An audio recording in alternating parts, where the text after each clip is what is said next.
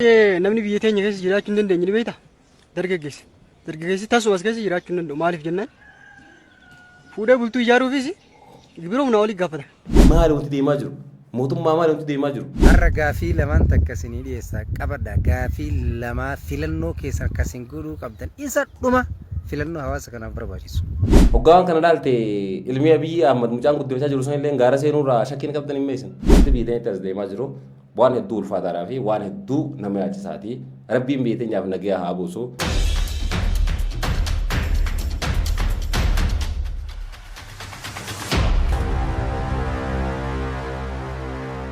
Harka fuunee kabajamtoota daawwattoota keenyaa warreen guutuu addunyaa biyyoota garaagaraa irraa teessanuu daawwatan marti keessanuu bakka jirtanitti nagaa fi salaamanni keenya karoonni irraa burqee simbiraa haadha qabu isin jechaa kan daawwachaa jirtan kun Oromiyaa Viijin Miidiyaadhaa qopheessee dhiyeessaa sagantichaa ani ammoo Diinaa Ol Ahmadii warreen chaanalichaa faarii taatan sabiskiraayib godhuu hin dagatinaa akkasumas viidiyoon namoota hedduu bira kana qabduuf laayikii fi sheer godhuullee hin dagatinaa iddoo jooyin jettu san xuuxanii ammallee miseensa Oromiyaa Viijin Miidiyaa ta'uu hin dagatinaa iddoo jooyin jettu san hoggaa xuuxan at least doolaara takka lama sadii filannoo hedduu qabdi iddoo san keessaa waan dandeessan filatanii miseensa miidiyaa Oromiyaa Viijin ta'uu ni dandeessanii akkasuma deeggarsaaf illee hedduudha nu gargaara akka miidiyaan kun gara fuulduraatti imaluuf waan taateef gama biraatiin namoota xiqqoo kanarraa sooftanii iddoo taankis jettu yoo sagantaa teessanii tole taankii san gaxxooytanii waan dandeessaniin achi keessaa filatanii miidiyaa keessan deeggaruu ni dandeessan isiniin jechaa guyyaa irraan tanaagaa dhimmoota jajjaboo deemaa jiran qabannee dhaannetti jirraa jidduu tanatti ammoo sababa xiqqoo sagaleen xiyya lellekiin jirtu argaa jirtanii addaan bannee turre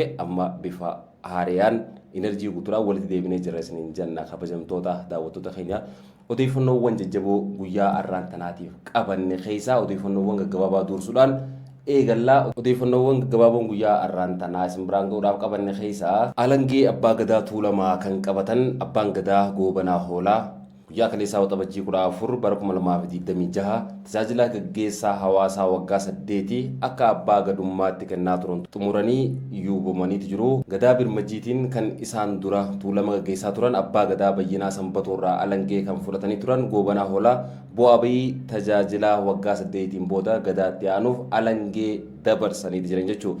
Adeemsuma kanaan abbaa gadaa geetuu taliilaa abbaa gadaa tuulamaa 70 takkaffaa ta'uudhaan abbaa gadaa goobanaa hoolaarraa alangee fudhateeti jira. Sirna alangee dabarsuu gadaa tuulamaa shaggar dhakaa kooraatti yeroo 70 takkaffaadhaaf gaggeeffamaa ture irratti abbaan gadaa geetuu taliilaa abbaa gadaa tuulamaa 70 takkaffaa ta'uudhaan alangee fudhateeti jira.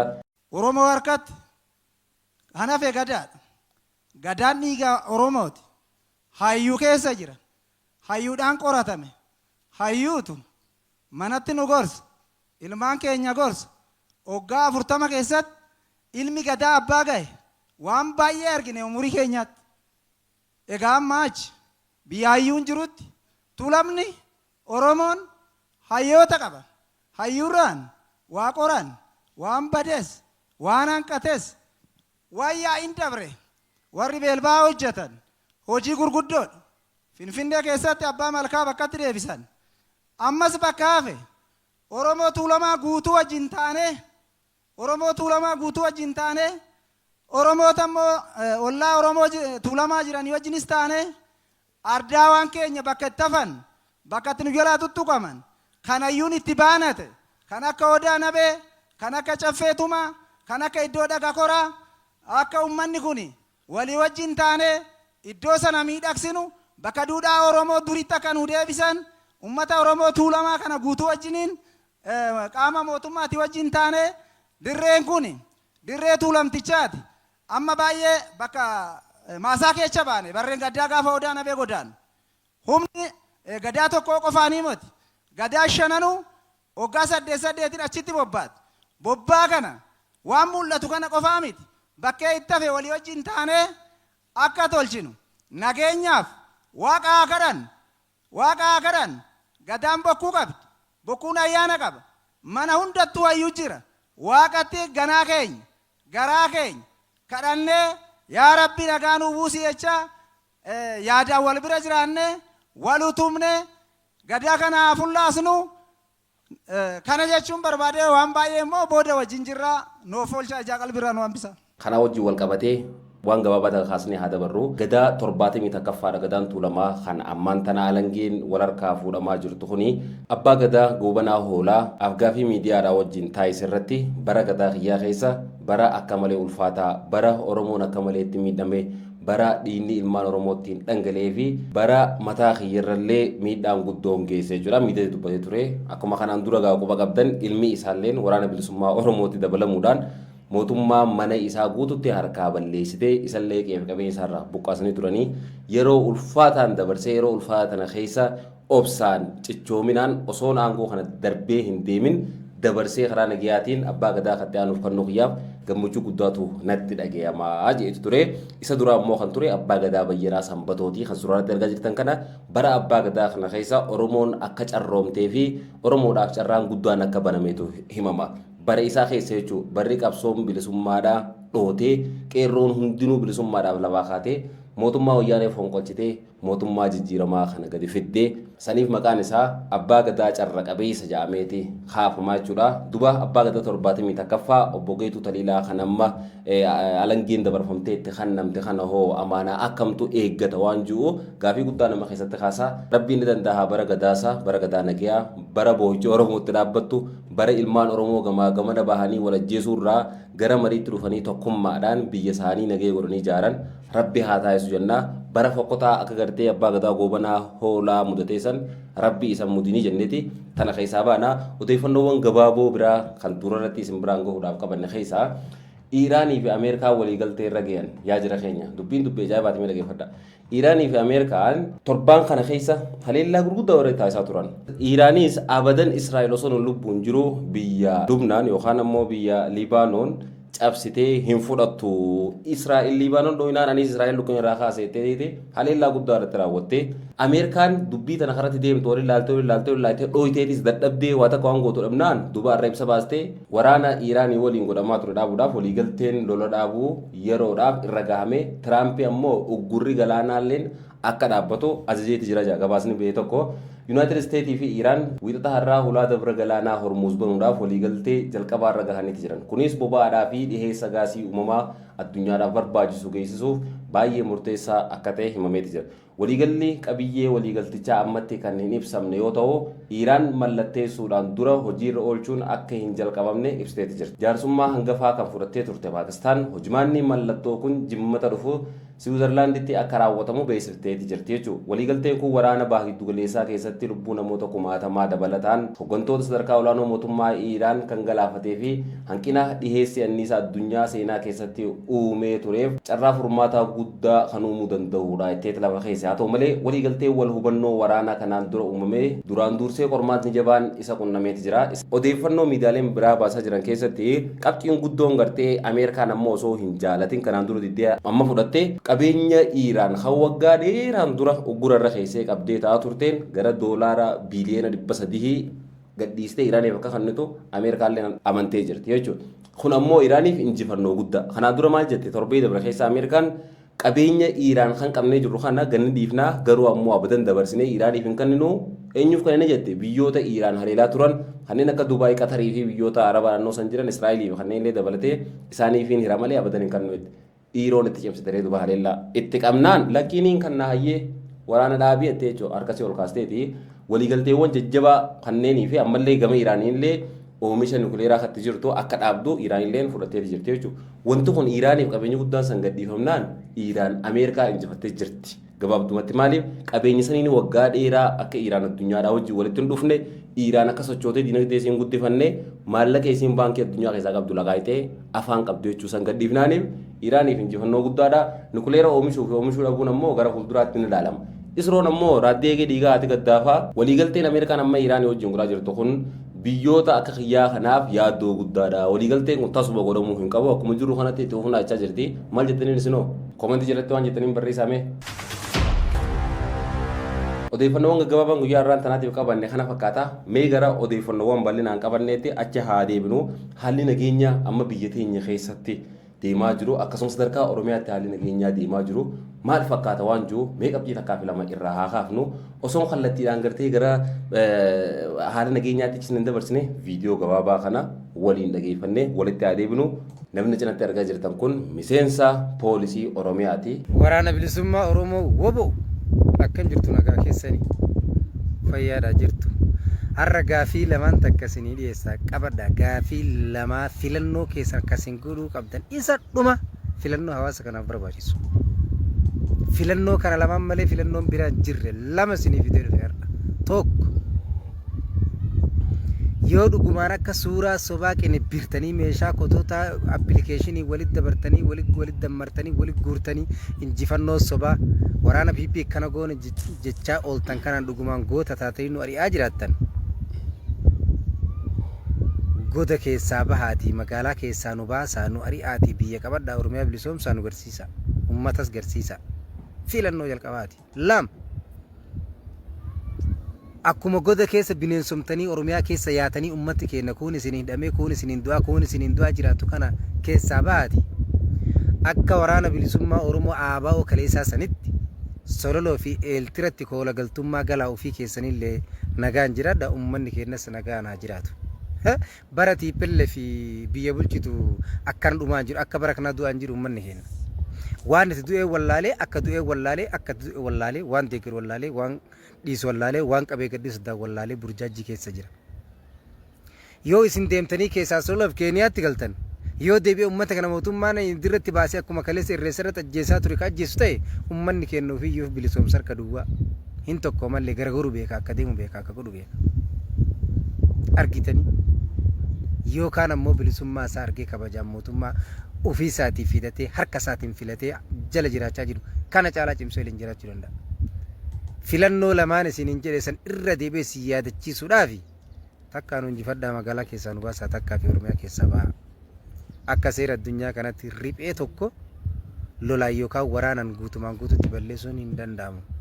Karaa nagayaatti dhufa.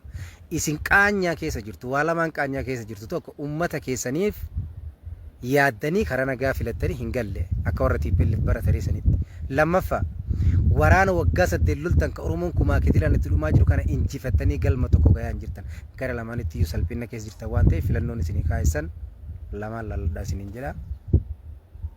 An akka nama tokkotti gartee dubbiin isaa tun hedduu miira kiyyanatu itti maaliif seetan beektaa daawwattoota kiyya kabajamoo dirreen gartee amma kubbaan tun irratti taphatamaa jirtu dirreen irra kubbaan rasaasaa kubbaan ibiddaa tun irratti dhiitamaa jirtu dirree Oromiyaa tan gartee haadholiin manguddoon daa'imman hedduun keessa jiraatanii gaara keessaa miti bosona qofa keessaa miti.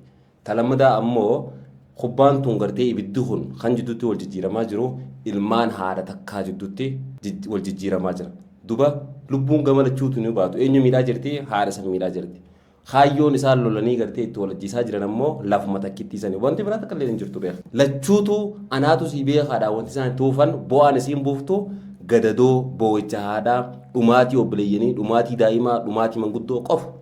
Wanti biraan jirtire hin jirtu. Akka amma inni afaan isaa hin dubbatee jiru kanatti bu'aan isaan lamaan walitti dhufanii gartee buusaa jiran maali waan juu qofa gadi fageenya ilaallu. Gareen lachuutu Oromiyaa bilisoomsinaa itti yaade. Kaan ammoo kan mootummaadha niihu mootummaa harkaa qaba biyyaas harkaa qaba.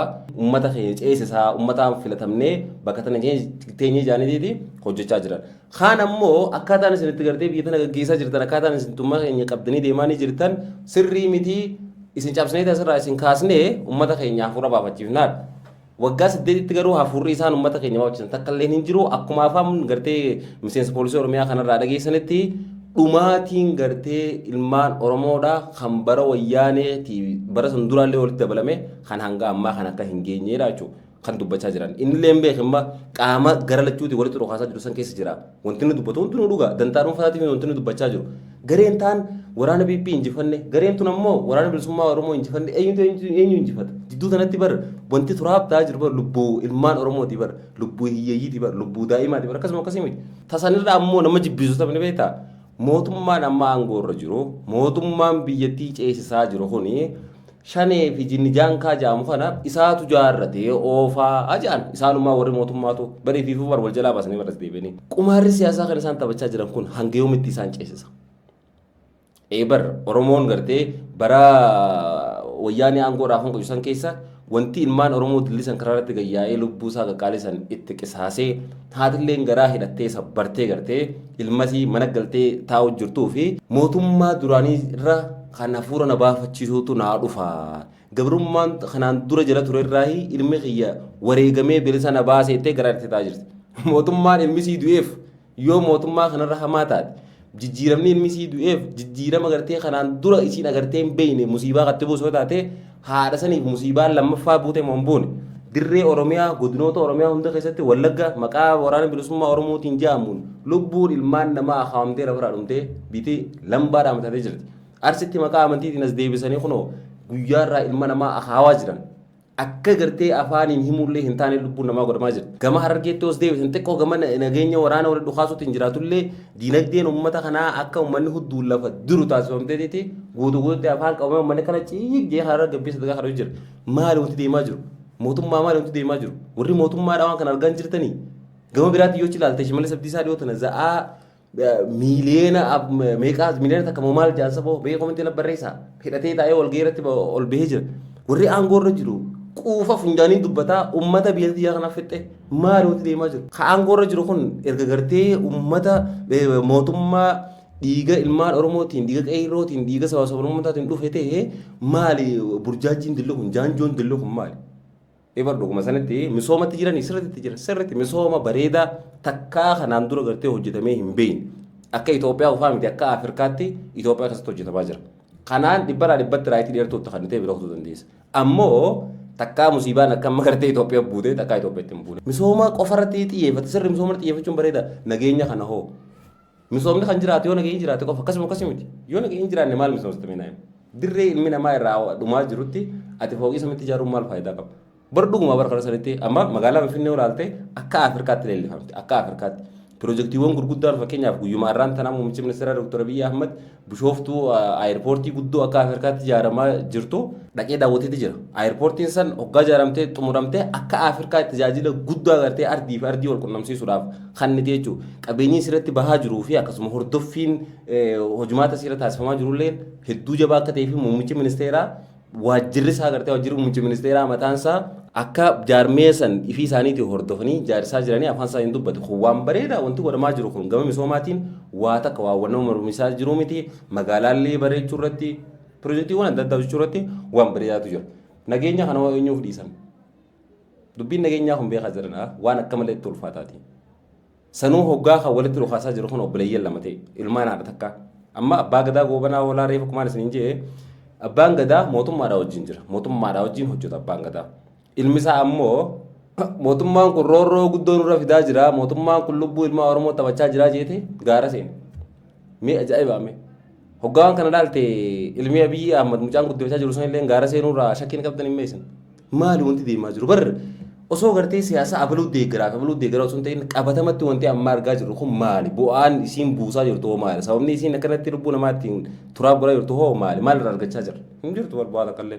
Viidiyoo amma dhageeffanne kanarraa qabxii lama kaa'eef filannoo lama yookaan cabsaati magaalaa keessaa nu baasaadhaan nu duguugaa nu yaasaa magaalaa keessaa. Hottaadhuun fadhaadhaa biyyattii qabadhaa biyyattii ce'isaadha. Yoo ammoo kana godhuu hin dandeenye biyya gartee nagee shororkeessanii uummata nagaa kana wal jidduutti murru godhuun faayidaa nuuf hin qabuuti akkuma bara wayyaanee sanitti deemaa sololoodhaa fi eertiratti galaadhaa isinis nagee achi jiraadhaa uummataaf nagee kannaadhaa. Rakkoon nageenyaa akkuma guutuu Itoophiyaattu waan fokkotaa gurratti illee dhageemuudhaaf hin tolle. Biyya tana keessa biyya tana garaansi keessi madaa gartee ilaal madaa kana tuquu hin dandeenye.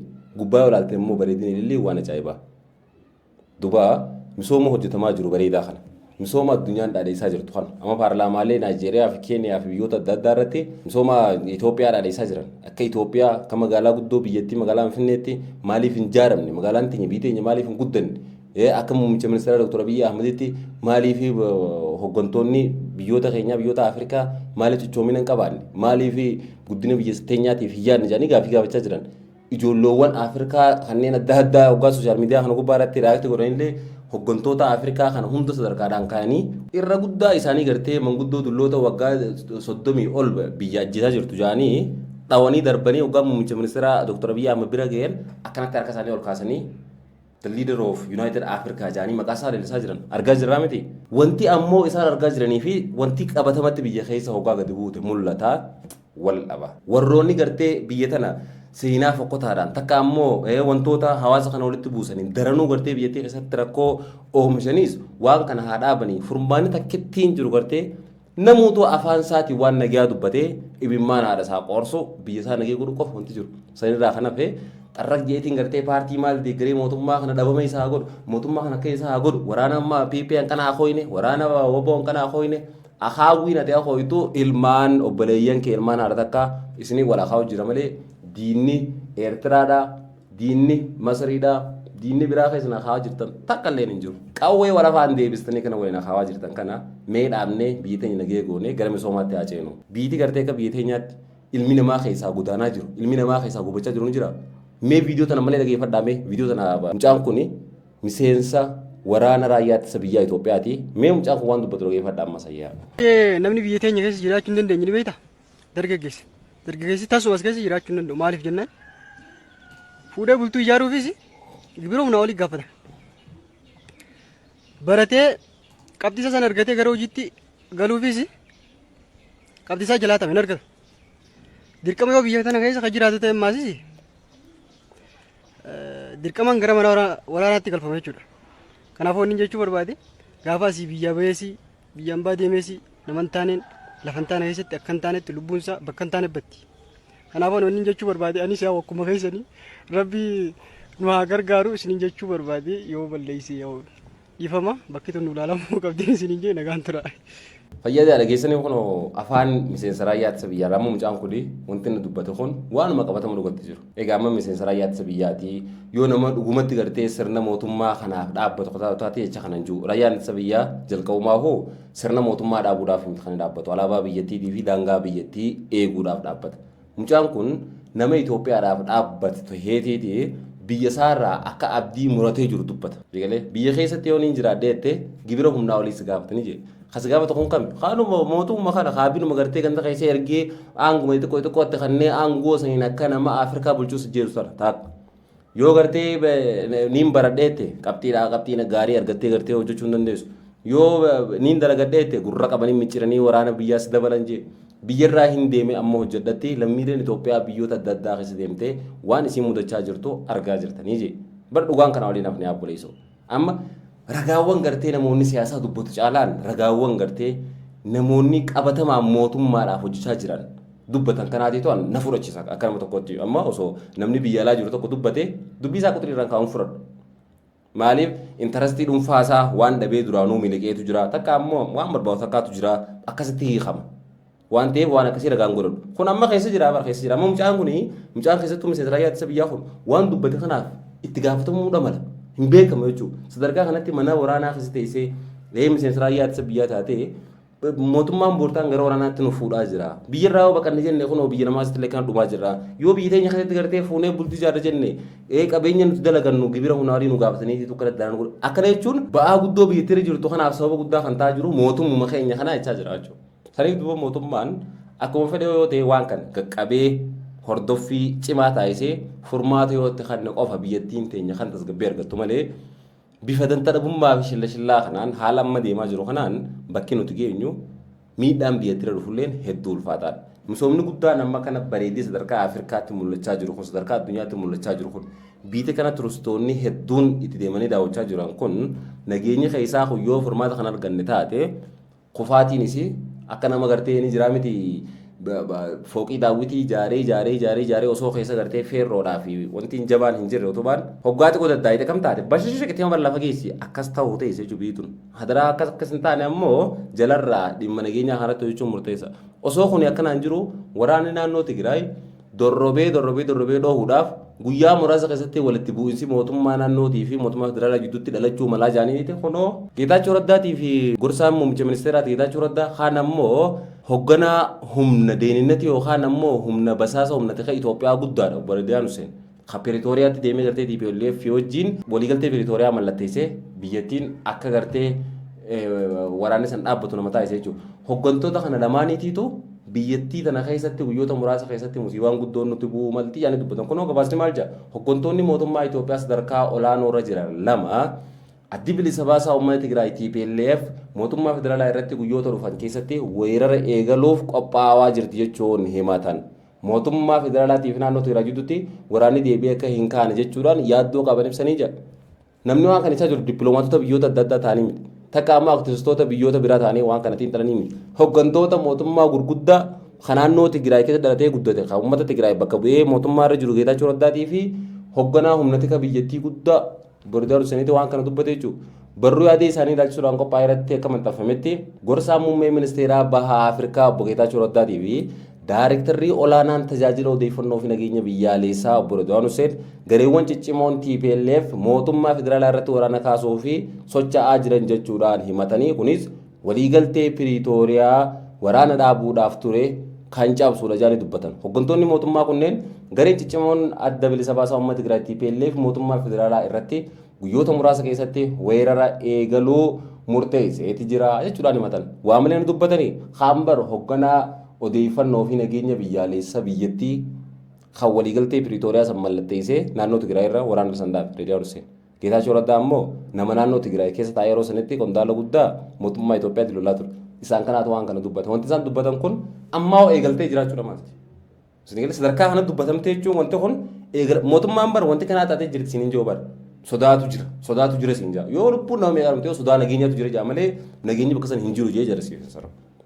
Duba agarsiistuun kun akka ifoomsutti miseensonni paarticha keessa jiran bulchiinsa yeroo Tigraay diiguudhaan bulchiinsa seeraan alaa kan amma mootummaan jettuun kan akka hundeessan himaniiti jiru. Kunis waliigaltee Piriitooriyaa 22 mallatteeffamee kan cabseedha jechuudhaan dubbatanii jiran jechuudha. Jara keenya odeeffannoon dheertuudha yoo rabbii jessa sagantaatti aan turatti balinaan kan isin biraan geenyu ta'a wanti biitanitti as deemaa jiru waan hedduu ulfaataadhaa fi waan hedduu nama yaachisaati. Rabbiin biiteenyaaf nagaya haa buusu.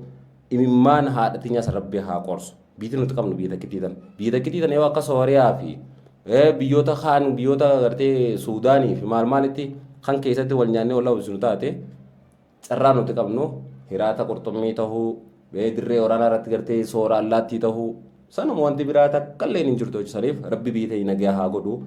Mootummaa keenyallee waan kana xiyyeeffadhaa waan kana hojjedhaa qaamonni biraa immoo qaamonni mootummaa kana diineettanii haatanillee hadaraa manni diigaa jirtu kun mana haadha teetiiti malee mana obboleeyyan kee xixiqqaa daa'imman xixiqqaa barattootaati malee mana diina keetiiti miti akkasitti hubannee nagee biyya teenyaa yoo finne bareedaadhaan isin ijaa kabajamtoota daawwattoota keenyaa sagantaatti aanuun gool deebinutti nagee rabbii keessanuu jiraadhaa nageetti.